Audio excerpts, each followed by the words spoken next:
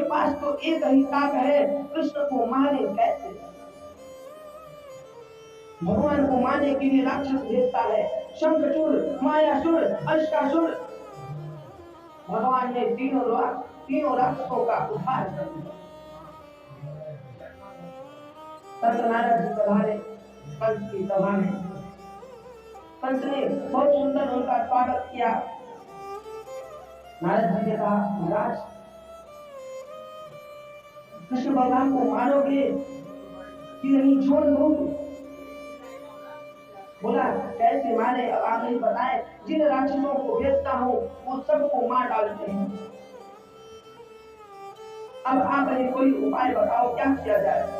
नारद जी कहते हैं, कंस अपने यहाँ एक धनुष यज्ञ कराओ और उन्हें उस यज्ञ में बुलाओ। जैसे ही आएंगे धोखे से मार देना। नारद जी कंस को बुजुर्ग बुद्धि देकर के चले जाते हैं। कंस रात्रि के पहर में श्री अक्रूर जी को बुलाता है और कहता है कि गच्छ नंदव्रजं तत्र सुदामानतो दुन्दुभे आसाते तायानेव रथेनानये मासि। आपको वृंदावन जाना है और वसुदेव के दोनों जो पुत्र हैं उनको मथुरा लेकर के आना है। अक्रूर जी ने सोचा, अरे ये तो बड़ा दुष्ट है, न जाने क्या करेगा। कंस ने कहा, आप तो जानते ही हो, देवकी को विदा कर रहा था, आकाशवाणी हुई थी कि देवकी का 8वां गर्भ ही मेरा काल होगा और वो काल कृष्ण है। इसलिए आप जाओ और उसे लेकर के आओ, मैं यहाँ उसे धोखे से छल से मार डालूंगा। अक्रूर जी ने कंस को बड़ा समझाया, कंस नहीं माना। अक्रूर जी ने सोचा कि चलो भगवान के पास ही चलते हैं, नहीं तो ये कृष्ण को बाद में मारेगा, पहले मुझे ही मार डालेगा। अक्रूर जी ने प्रातः काल रथ को सजाया और वृंदावन की ओर निकल दिए। मन में विचार करते हैं, और मैं कितना बड़ा प्रभागी हूँ, जिन परमात्मा के दर्शन के लिए देवता जन तरसते हैं, आज उनका दर्शन मुझे प्राप्त होगा। मथुरा से वृंदावन 15-20 मिनट का मार्ग है, लेकिन अक्रूर जी को 10 से 12 घंटे हो। क्यों? जैसे ही घोड़े को आगे बढ़ाते फिर से उनकी समाधि लग जाती और घोड़े रुक जाते। जहां से वृंदावन की सीमा आरंभ होती है वहीं पर अक्रूर जी रथ से नीचे उतर गए। कृष्ण भगवान ने जब देखा अक्रूर जी को, वो तो प्रसन्न हो गए। अरे काका से आ गए, काका से आ गए। महात्मा अक्रूर भाव विभोर हो रहे हैं।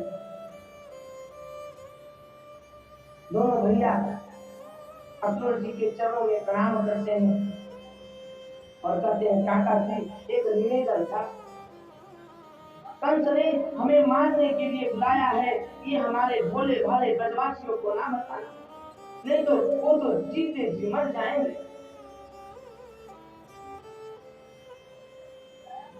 कृष्ण बलराम अक्रूर जी को लेकर के अपने महल में आते हैं। बाबा नंद मैया यशोदा जी ने उनका बड़ा सत्कार किया। उधर पूरे वृंदावन में खबर फैल गई कि एक परदेशी आया है कृष्ण भगवान को ले जाने के लिए। रात्रि के समय में मैया ने अक्रूर जी को भोजन कराया और जैसे ही सुना कि ये आए हैं मेरे कन्हैया को देने के लिए, उनके हाथ से भोजन की थाली छूट गई, रोने लगी और बोली, नहीं नहीं, मैं अपने प्राणों से भी अधिक प्यारे कृष्ण को कैसे जाने दे सकती। बाबा ने कहा, देवी कब तक तुम इसे छिपा करके रखोगे? चिंता न करना, हम भी इसके साथ जाएंगे और 2-4 दिन में घुमा करके ले जाएंगे।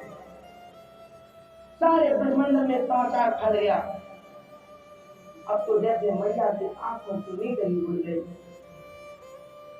हजारों गोपियां भगवान के द्वार पर खड़ी हैं। प्रातःकाल अखनूर जी ने रथ को सजाना प्रारंभ किया। नंद बाबा कृष्ण सखाओं के साथ मथुरा के लिए प्रस्थान कर गए और जैसे ही प्रभु प्रातःकाल अपने मुख्य दरवाजे को खोलते हैं तो देखते हैं कि वृंदावन की सारी गोपियां आज उनके दरवाजे पर खड़ी हैं। मैया मैया आवे वो है जान रे मैया आवे वो है जान रे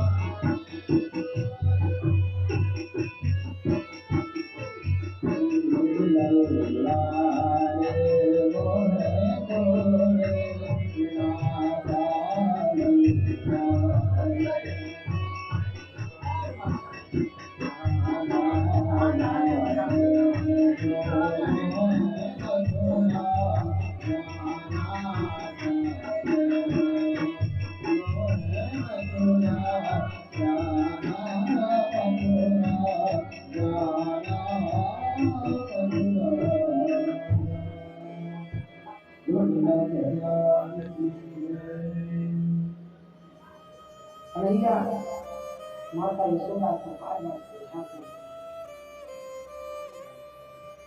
मैया की आंखों से तो जैसे नींद ही उड़ गई। प्रातःकाल में अक्रूर जी के साथ में जब कन्हैया बलराम जी के साथ मथुरा प्रस्थान करने लगे, जैसे ही अपने महल के दरवाजे को खोलते हैं, देखते हैं दरवाजे पर सारी आज गोपियां खड़ी।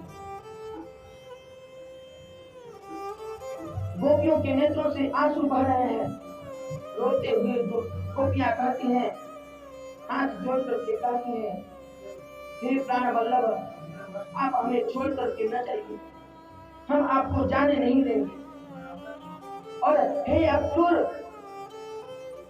तुम्हारा नाम जिसने अक्रूर रखा है, शायद उससे गलती हो गई।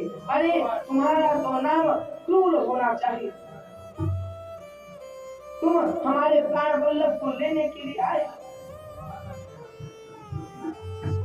तब तक गोपियां लेती हैं, भगवान रथ पर बैठ गए हैं, चलने को तैयार हुए। गोपियां रथ के पहियों के पास लेट जाती हैं, हम आपको नहीं जाने देंगे, अगर जाना है तो हमारे ऊपर से होकर जाना होगा। भगवान कृष्ण रथ के नीचे उतर करके गोपियों को प्रणाम करते हैं और कहते हैं, राधे तुम ही समझाओ इन सबको, अगर मैं मथुरा नहीं गया मेरी आगे की लीलाएं कैसे संपन्न होंगी, इसलिए मुझे जाने दो। गोपियों ने मान ले लिया। जैसे ही रथ चला, पीछे से मैया ने आवाज लगाई, कान्हा। मैया की आवाज को सुनकर के कान्हा जल्दी से रथ से नीचे कूद गए और जाकर के मैया के गोद मैया से निकल गए। माता यशोदा के नेत्रों से आंखों को पोंछते हुए भगवान कहते हैं, मैया तू चिंता ना कर, मैं जल्द ही लौट आऊंगा।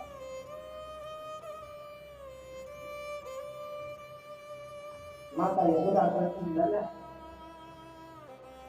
मैं जानती हूँ तू मेरा पुत्र नहीं है, देवकी वसुदेव का पुत्र है, लेकिन क्या करूं, ये प्रेम की डोर बढ़ गई। मेरी इस बात को कभी स्मरण मत करना लला। मैंने एक बार तुम्हें मेरे मटकी को फोड़ दिया था, मैंने ऊखर से बांध दिया था। इस बात का स्मरण मत करना लला, मुझे बड़ा कष्ट होगा। कन्हैया माता यशोदा के चरणों में प्रणाम करते हैं और कहते हैं, मैया मैं दुनिया की सारी चीजों को भूल सकता हूँ पर तुम्हें नहीं भूल सकता। बार बार माता यशोदा के चरणों में प्रणाम करके बंधन करके ब्रजधाम को प्रणाम किया भगवान और रथ पर बैठ करके चल दिए मथुरा की तरफ। रथ की ध्वजा जब तक चमकती रही, गोपियां टकटकी लगा करके देखती रही, शायद वापस आ जाए, लेकिन रथ की ध्वजा भी जब ना दिखी, गोपियों ने अपने हृदय पर धैर्य का पत्थर रख लिया। कहती है, कन्हैया अगर तुम हमसे दूर रहकर प्रसन्न होते हो तो यही सही। जिस दिन से श्री कृष्ण मथुरा चले गए, गोपियों ने मक्खन को बेचना बंद कर दिया। क्यों? माखन बेचने जाएंगे वहां और कृष्ण को उसके कार्य में बाधा होगी, इसलिए नहीं जाते। मार्ग में अक्रूर जी को संशय हुआ, भगवान ने उन्हें यमुना जी में शेषनाग पर अपना दर्शन कराया, उनका संशय दूर हुआ। कृष्ण के मित्र तथा नंद बाबा मथुरा के पास एक यमुना बाग है, वहीं पे रुके हुए हैं। दोनों भैया जाते हैं, बाबा को प्रणाम करते हैं अक्रूर जी ने सबको अपनी कुटिया में रुकने को कहा। कन्हैया बोले नहीं काका, अभी नहीं, समय मिलेगा तो बाद में। अक्रूर जी ने जाकर के कंस को सूचित किया, महाराज मैंने अपना काम कर दिया, अब तुम जानो तुम्हारा काम जाने। कंस ने मथुरा वासियों को निर्देशित कर दिया कि कृष्ण और बलराम का कोई भी स्वागत ना करे। मार्ग में भगवान अपने सखाओं के साथ चल रहे हैं। मथुरा वासी बोले महाराज ने मार्ग का स्वागत करने के लिए मना किया है, हम अपने छतों से उनका स्वागत करेंगे। और तभी गोकुलवासी मथुरावासी अपने अपने छतों से भगवान के ऊपर पुष्पों की वर्षा कर रहे हैं। मथुरा में कृष्ण भगवान प्रवेश कर रहे हैं भ्रमण करने के लिए। आज प्रभु की उम्र है 11 वर्ष और 55 दिन की। जब बाल कथाओं पर पुष्पों की वृष्टि होने लगी तो उनकी कथाओं को संतोष लगने लगा। बोले भैया हम इतने छोटे छोटे हैं, हमारे ऊपर बड़े सुंदर फूलों की वर्षा हो रही है। अरे देखो तो तुम्हारे मामा कंस कितने बड़े दयालु हैं। भगवान ने सोचा इन भोले भाले गोपों को क्या पता कि मेरे मामा कितने दयालु हैं। यमुना किनारे एक बूढ़ी कपड़ा धो रहा था, उसे देख करके बाल सखाओं ने कहा प्रभु इतना स्वागत हो रहा है और हम इस मैले कुचले कपड़े में जाएंगे तुम्हारे मामा के यहाँ तो हमारी बेइज्जती नहीं होगी क्या? भगवान कहते हैं चलो तो वस्त्र की व्यवस्था किए देते हैं। जाते हैं धोबी के पास, कहते हैं अरे मामा श्री प्रणाम करता हूँ। धोबी ने देखा अरे मुझे कौन प्रणाम करता है। जैसे ही कृष्ण बलराम को देखता है क्रोधित होने लगता है। प्रभु कहते हैं मामा श्री हमें कुछ वस्त्र चाहिए थे। अब तो धोबी और भी क्रोधित होने लगा, कहता है ये ग्वालिया भगवान के वस्त्र को पहनेंगे, भाग जाओ यहाँ से, नहीं तो महाराज श्री जो करने वाले हैं आज मैं ही पहले कर दूंगा। अपने डंडा को लेकर के भगवान को मारने की लिए दौड़ पड़ता है। भगवान के सन्निकट जैसे ही पहुंचता है भगवान उसके मस्तक पर एक मुक्के से प्रहार करते हैं और उसका जो है सर उसके धड़ से ही अलग हो जाता है। बात कथाओं से कहते हैं ले लो भैया अपने अपने लिए वस्त्र जो चाहिए वो ले लो। कथाओं ने वस्त्र पहना, लेकिन ध्यान दीजिएगा वस्त्र है 5 हाथ के और बाल सखा है 3.5 हाथ के। मार्ग में चल रहे हैं जैसे मार्ग पे झाड़ू लगा रहे हैं। एक मित्र ने कहा मित्र ये तो कुछ ज्यादा बड़े दिखते हैं। भगवान बोले कोई बात नहीं, उसकी भी व्यवस्था करते। मार्ग में एक दर्जी का घर था। दर्जी के पास गए और बोले इन वस्त्रों को हमारे अनुरूप कर दो काका। दर्जी भगवान का भक्त था, उसने सबका नाप लिया और सबके लिए तुरंत वस्त्रों की उचित व्यवस्था कर दी। सबके लिए वस्त्रों को बनाया। ततः श्रीराम भगवतं मालाकार्यस्य जिग्मतो। एक श्रीराम नाम के माली के घर गए, उसने सबके लिए अच्छे से अच्छा सुंदर माला का व्यवस्था किया।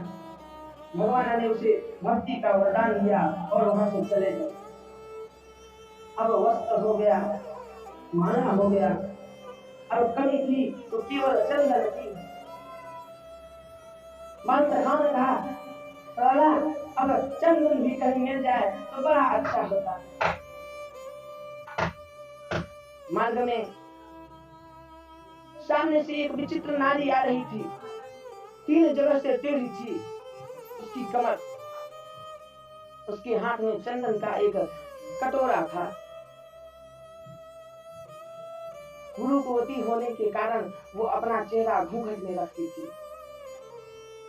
कृष्ण अपने सखाओं के साथ उसके सामने गए और बोले, सुंदरी। उसने सुना, अरे सुंदरी कहता है। भगवान बोले, आपका परिचय क्या है? अगर आपको अच्छा लगे तो हमें तनिक चंदन लगा दो। उसको अभी तक के जीवन में, उसके संपूर्ण जीवन में किसी ने उसे सुंदरी नाम से संबोधित नहीं किया। भगवान ने जब कहा सुंदरी, उसके मन में रसगुल्ले फूटने लगे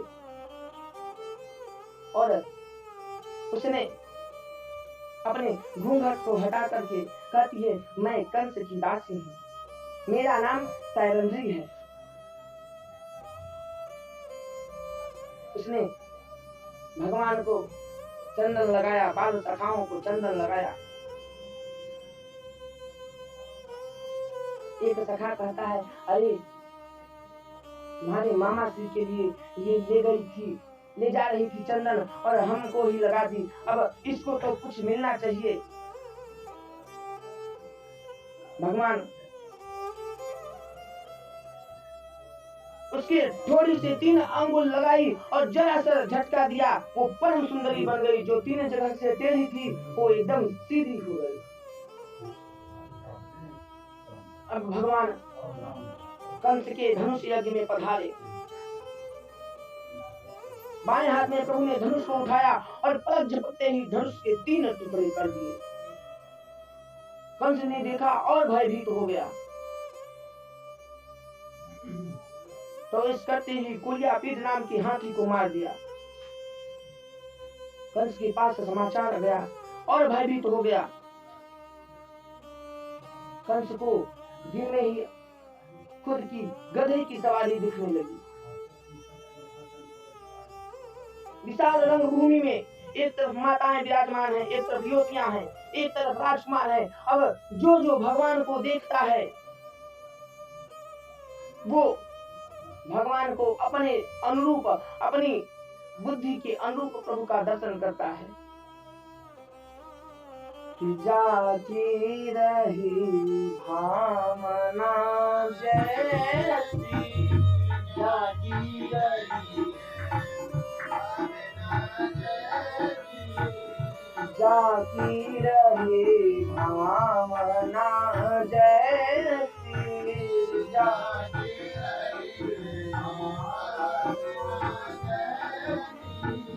प्रभु मूर्ति देखी तीन तैसी,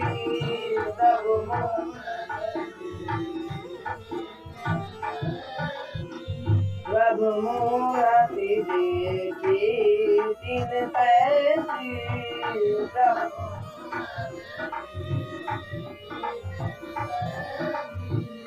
जाती रही भावना जैसी, जाती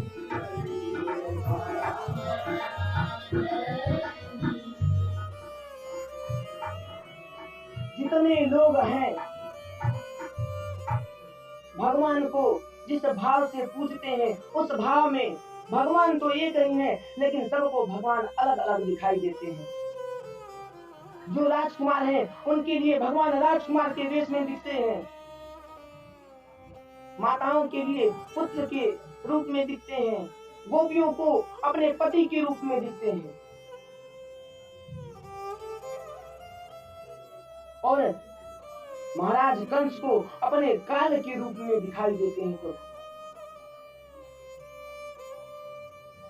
चाणूर और मुष्टिक भगवान को युद्ध के लिए ललकारने लगे और उन पर टूट पड़े। सुखदेव जी कहते हैं, राजन, चाणूर कंस का सेनापति है और ये 1 लाख सैनिकों से अकेला युद्ध कर सकता है, इसमें इतनी क्षमता है, इतना बल है। लेकिन मेरे गोपाल ने चाणूर से युद्ध किया और उसे उठा करके 7 बार जमीन पर पटक दिया। बलराम जी ने अपने मुष्टिक प्रहार से मस्तिष्क पर प्रहार किया, किसके? मुष्टिक के, और उसके सर से रक्त की धारा बहने लगी, जमीन पर गिरा और उसकी भी मृत्यु हो गई। एक एक करके सब भगवान के सामने आते जाते हैं और भगवान दोनों भाई मिलकर के राक्षसों का उद्धार करते जाते हैं। कन्हैया ने देखा अवसर और तत्क्षण छलांग लगाई, जाकर के कंस के सिंहासन पे पहुंच गए कन्हैया।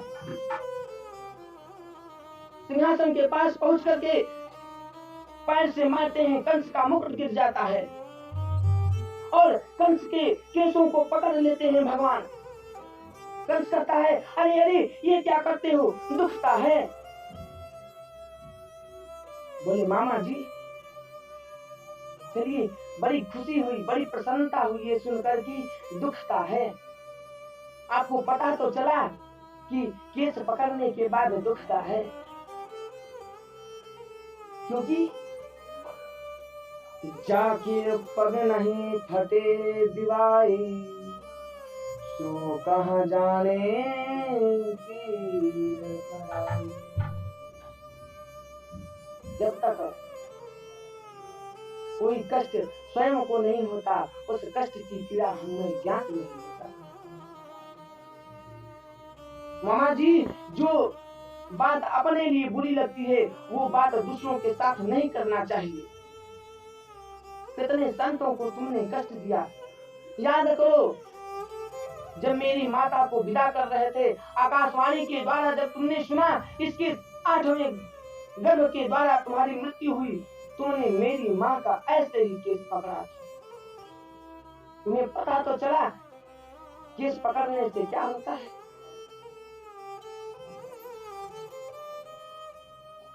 तुमने मेरी माता को मारने का प्रयास किया। कंस बोला, छोड़ दो मुझे, छोड़ दो, गलती हो गई। कन्हैया बोले,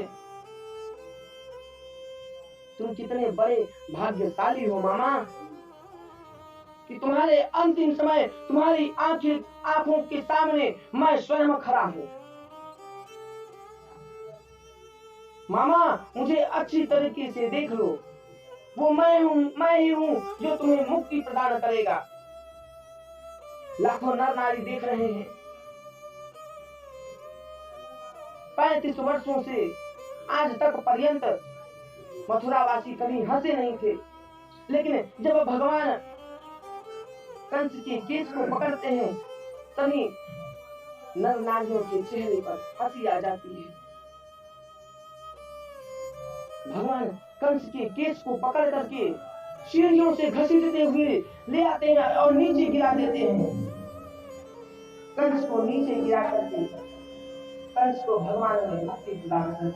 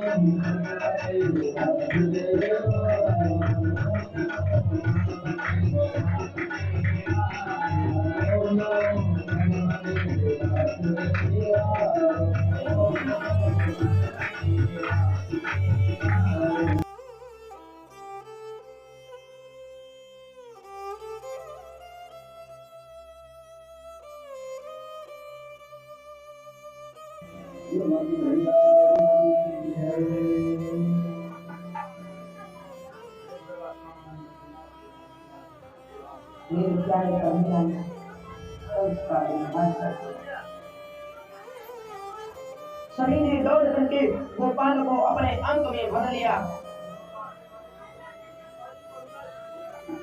कंस के 4 और भाई थे, भगवान ने उनका भी उद्धार किया। कंस की पत्नियां रोने लगी तो भगवान ने उनको आत्मोपदेश किया और नाना उग्रसेन जी को राजगद्दी पर अभिषेक किया, माता पिता के चरणों में प्रणाम किया।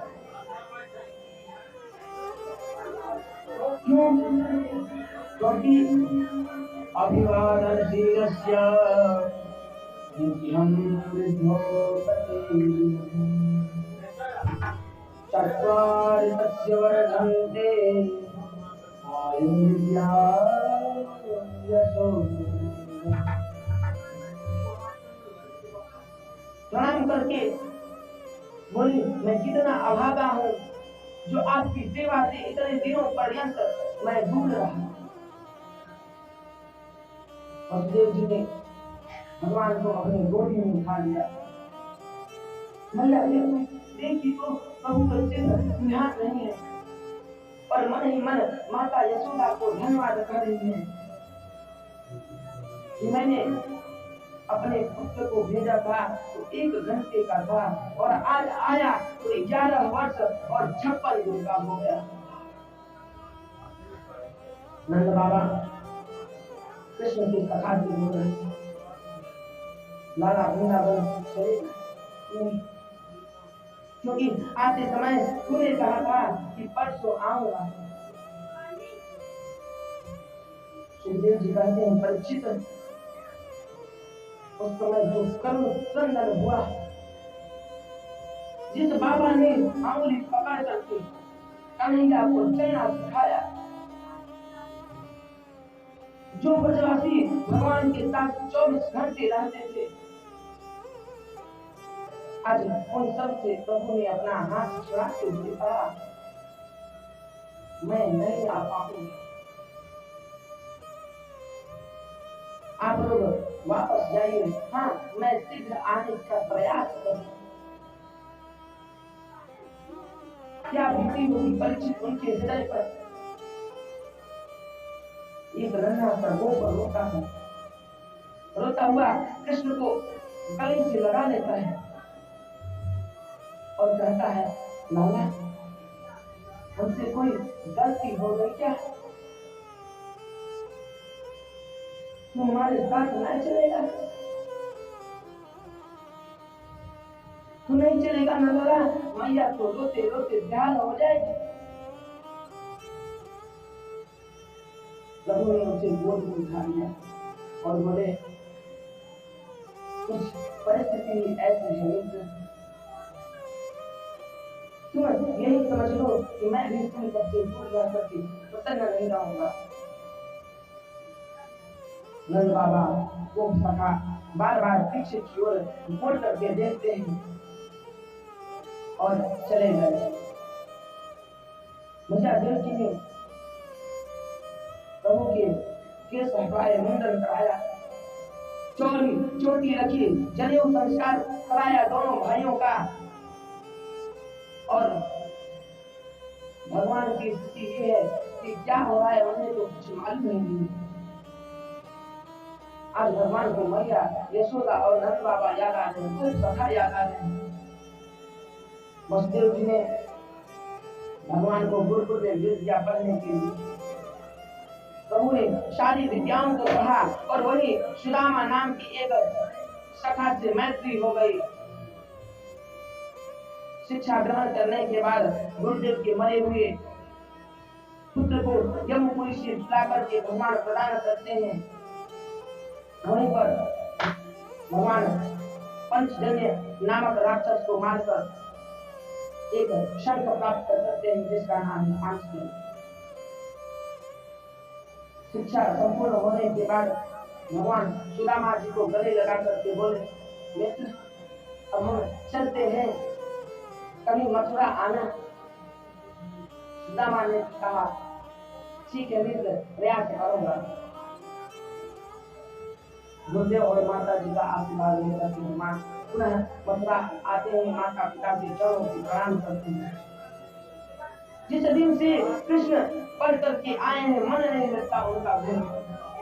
24 घंटे याद करते हैं मैया यशोदा। वर्षों बीत गए, वृंदावन को छोड़ कि अनंत ममता विश्व ममता प्रेमतम मता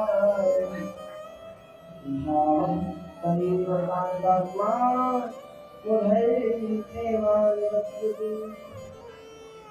आज मैया देव जी ने भगवान कृष्ण के लिए अपने हाथों से भोजन बनाया और सोचती है कि आज लल्ला को पहली बार अपने हाथों से खिलाऊंगी।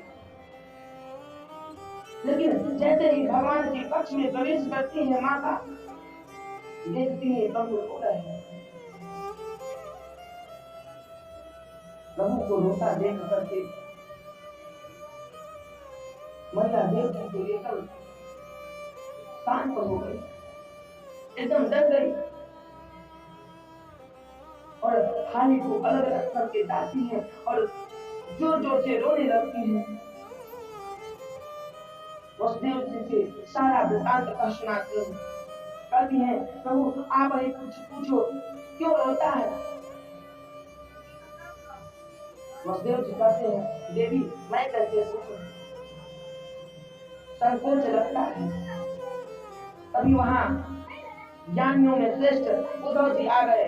उन्हें देख करके वसुदेव जी कहते हैं, बेटा उद्धव, तुम तो कृष्ण के सखा हो, जाओ उससे पूछो उसे क्या कष्ट है, क्यों रोता है। उद्धव जी कहते हैं, आप बिल्कुल चिंता न करो, मैं अभी जाता हूँ। और जैसे ही उद्धव जी कृष्ण भगवान के कक्ष के सामने जाते हैं, प्रभु को रोता देखते हैं। उद्धव जी कहते हैं,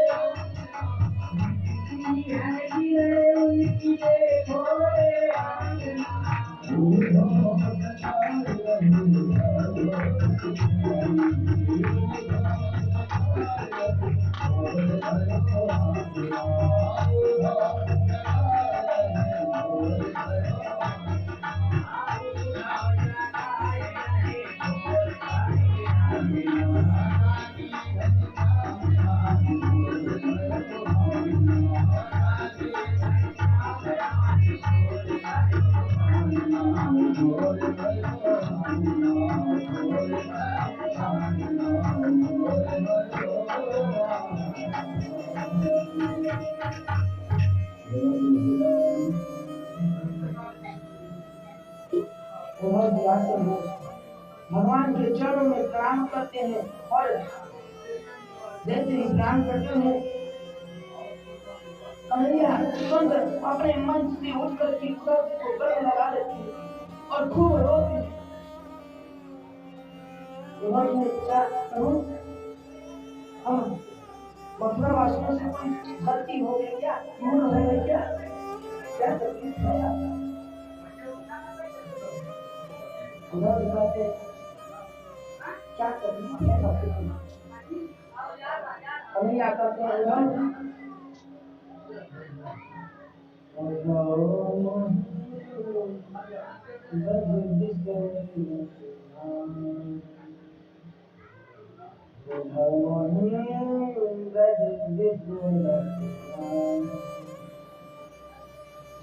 हंसता को सुंदर कलरव हंसता को सुंदर कलरव और गुंजन की हंसता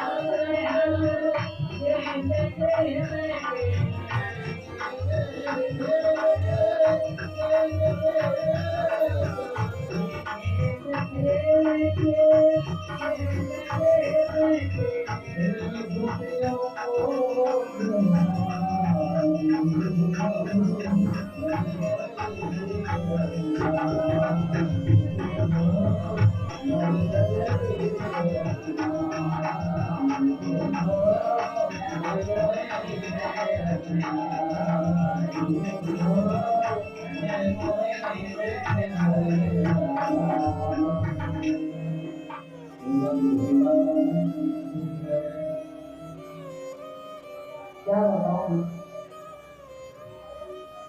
आज मुझे ब्रज की बड़ी याद आ रही थी। मैं हजार बार भी प्रयास करता हूँ तो भी ब्रज को नहीं भूल पाता। उधर मैं तो रोता इसलिए हूँ कि उन निर्मल मन वाले ब्रजवासियों को मैंने धोखा दिया। मैंने कहा था परसों आ जाऊंगा, परसों बीत गया।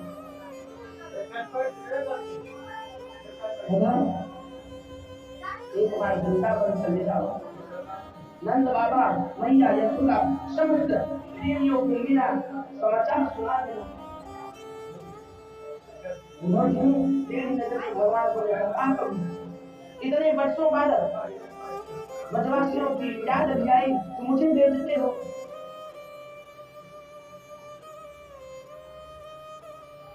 क्या समझेंगे ब्रजवासी मेरे बुद्धि को, मेरे शब्द को समझ पाएंगे? आपकी भगवान मन सुन पाते हैं, तुम जाओ तो सही, थोड़ा सरल भाषा में समझाने का प्रयास करना है। उन्होंने कहा आपकी आज्ञा से उधारे करूं, लेकिन आपका समाचार सुना करके मैं तुरंत वापस चला आऊंगा, वहां ज्यादा देर रुकूंगा नहीं। तो उन्होंने कहा तुम जाओ तो पहले उन्होंने ने अपने मुकुट में भगवान का मूल पट लगा लिया है। प्रभु की काली कमरिया ओढ़ लिया। क्यों? क्योंकि भगवान की जो देवी जन है, भगवान की वस्तुओं को, भगवान के अलावा किसी को देखना नहीं चाहते। उन्होंने ने रथ सजाया, प्रेम की गली वृंदावन की ओर चले और नित्य की भांति आज भी मथुरा के मार्ग पर ब्रज के समस्त ग्वाल बाल सखा शांत बैठे बार बार मार्ग को देख रहे हैं। लाला आ रहा होगा। आज उन्हें एक रथ आता दिखाई दिया। रथ की ध्वजा चमकी। अब सभी ब्रजवासी दौड़े, अरे कन्हैया आ गया। एक नन्हा सा सखा है, वो झुंड में छिप गया। सब बोले क्यों रे, तू नहीं चलेगा? बोला नहीं, मैं नहीं चलूंगा। क्यों? जब कन्हैया स्वयं आकर के मुझे मनाएगा, मेरे चरणों में बार बार आकर के माफी मांगेगा, तभी मैं उससे बोलूंगा। ब्रजवासी बोले नहीं चलता तो ना चल, हम तो जानते हैं। लेकिन सबको जब जाता देखता है कहता है बाद में गुस्सा हो जाऊंगा, पहले उसका दर्शन तो कर लो। रथ रुका, उसमें से उधर जी निकल के बोले भैया जी जय कृष्ण, मैं उधर हूँ, इसने कहा मथुरा से कृष्ण ने भेजा है आपको बता दो भैया यशोदा का घर कहाँ है, मुझे राधा रानी का दर्शन करना है। ब्रजवासी कुछ क्षण शांत रहे, बोले बारह का भैया बरसों बाद हमारी याद भी आई तो सभा को भेज दिया। बोले तुम क्या मार्ग बताएं? कन्हैया ने जिस दिन से हमें छोड़ के चला गया मेरा हमारा प्रभु, लाला की याद में रोते रोते नेत्रों की ज्योति समाप्त हो गई, कान ही कमजोर हो गए। हम क्या बताएं, ये जो पानी बहता दिखाई दे रहा है, बोले हाँ, बोले ये पानी नहीं, ये अश्रु बह रहे हैं। ये मैया यशोदा, नंद बाबा, लाखों गोपियां, हम बाल कथा और राधा रानी के अश्रु बह रहे हैं। उद्धव जी ने सोचा, अरे ऐसा आकर्षण तो मैंने पहली बार देखा है। रथ से नीचे उतर करके धीरे धीरे महल की ओर जा रहे हैं। 85 चौक वाला नंद रानी का महल, जिस महल में कभी नाचे नंदलाल, नाचा ये था। धीरे धीरे मैया ताली बजाती और प्रभु का चिंतन करते करते नाचती, और आज वही महल सोना पड़ा है। उद्धव जी ने नंद रानी के महल में प्रवेश किया। महल की कोने कोने से जय श्री कृष्ण, जय श्री कृष्ण, जय श्री कृष्ण, जय श्री कृष्ण की आवाज निकलती। सामने नंद रानी माला लेकर के बैठी हाथ में। उद्धव जी ने जाकर प्रणाम किया, मैं उद्धव मथुरा से आया हूँ। जैसे ही बंदा इतना हाथ से मारा छूट गया और चिल्ला करके बोली, धीरे बोलो, क्यों? नहीं तो मेरा लड़का सो जाएगा। इतने परिश्रम के बाद तो सुला पाएंगे। बड़ा तंग करता है, कभी कहता है मुझे माफ करना चाहिए, चंदा चाहिए, कभी कहता है बहुत चाहिए। इसी प्रकार से तो इसे मैंने सुलाया है। हे भगवान, कृष्ण को तो छोड़कर मैं मथुरा आया हूँ, और ये तो ये यहाँ सुना है। उद्धव को लेकर के मैया यशोदा पालना के पास जाती है, और जैसे पालना के पास जाती है, बड़ी जोर से माता बोले, कहती है मैं भी बड़ी पागल हूँ।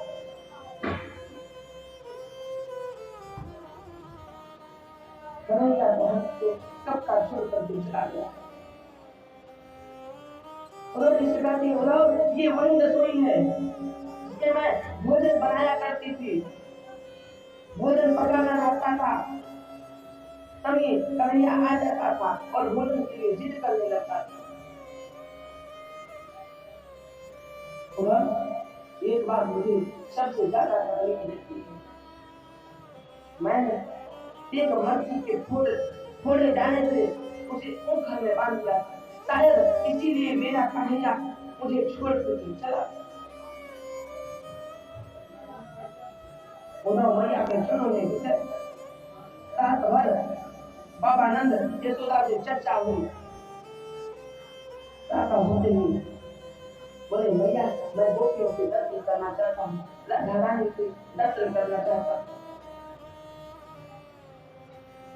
और मन की दर्शन की कामना से किशोरी जी के यहाँ गए। एक सुंदर बगीचे में लाखों गोपियों के बीच श्री राधा रानी बड़े शांत भाव में बैठी है। जिस दिन से प्रभु ब्रज को छोड़ करके गए, गोपियों का एक निकाल कृष्ण को याद है। किशोरी जी शांत बैठी है, कोई श्रृंगार नहीं।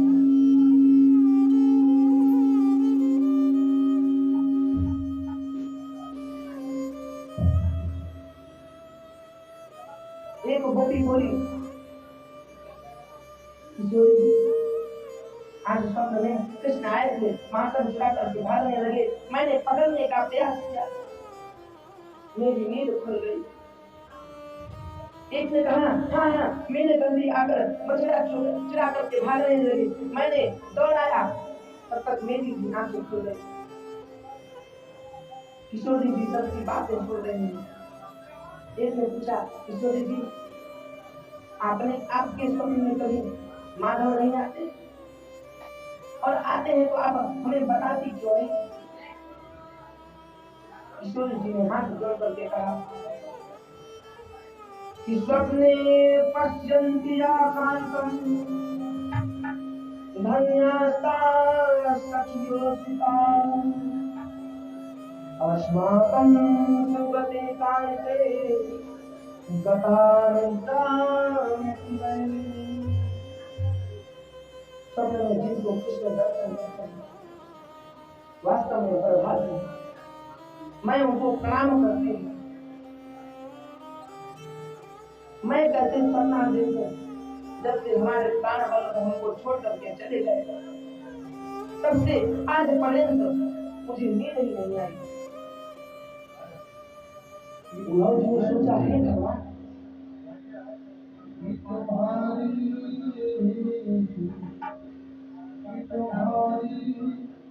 याद आती है, बताओ क्या करें वो तुम्हारी याद आती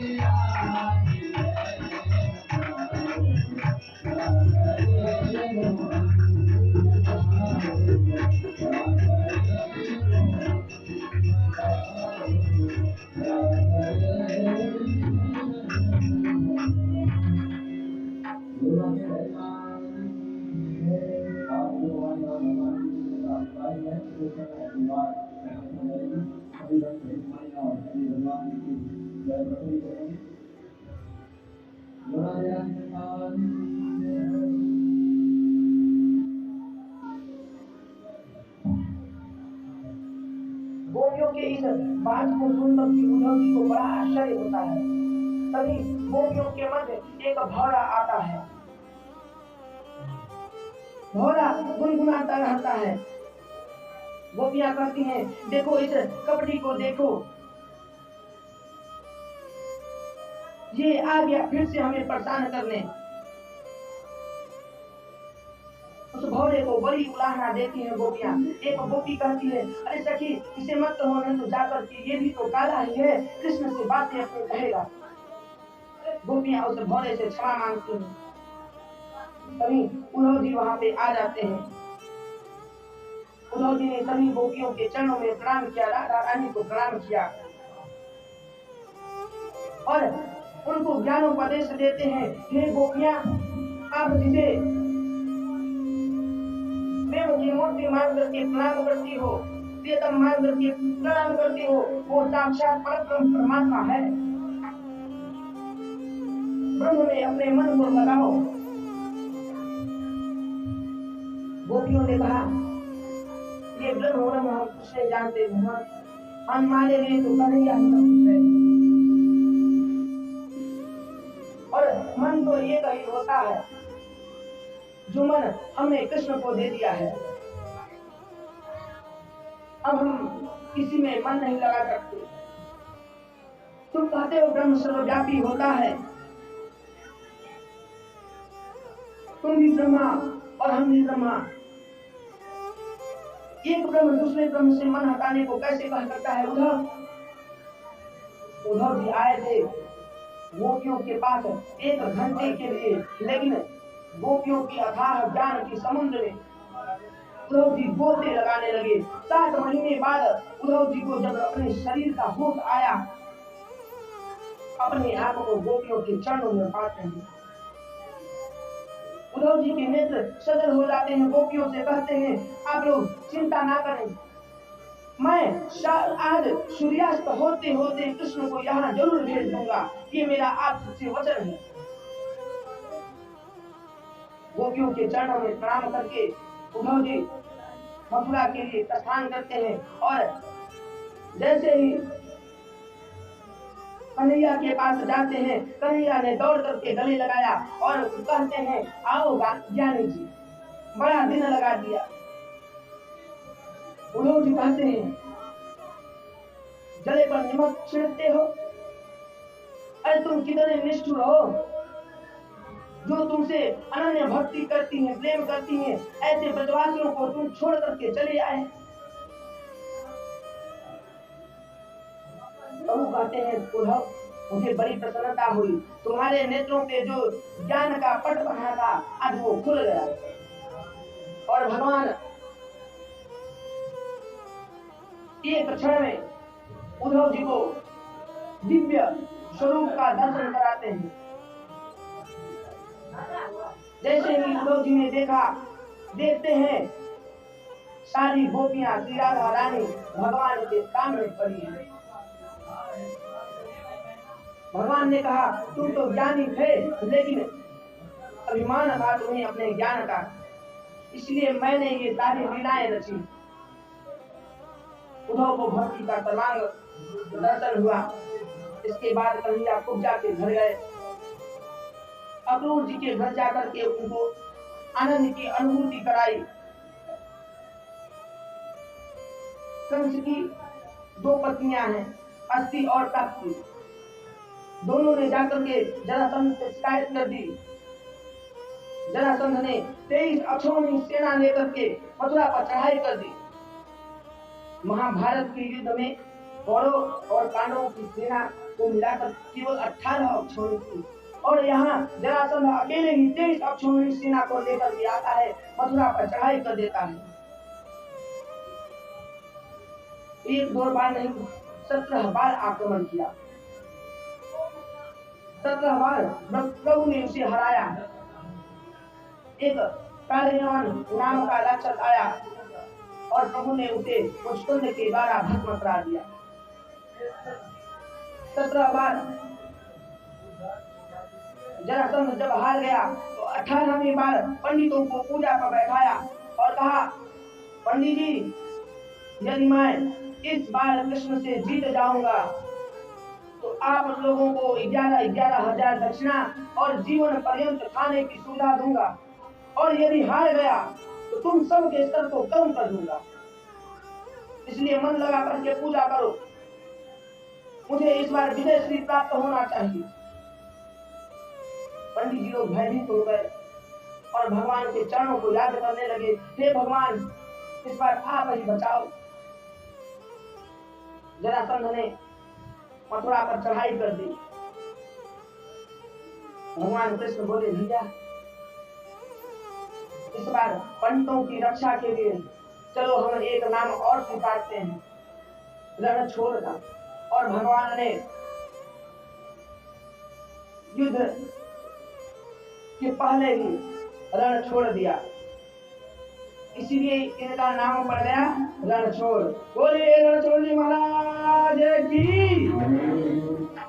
भगवान पर्वत पे चढ़ गए, जरासंध ने आग लगा दी चारों ओर। प्रभु समुद्र के किनारे चले गए और देवताओं के प्रधान शिल्पी विश्वकर्मा को याद किया। रात भर में विश्वकर्मा जी ने जल के अंदर द्वारकापुरी का निर्माण किया, सोने की द्वारका नगरी। सोते हुए यदुवंशियों को कृष्ण ने द्वारका में बुला लिया और रैवत नाम के राजा की पुत्री रेवती से बलराम जी का विवाह संपन्न हुआ।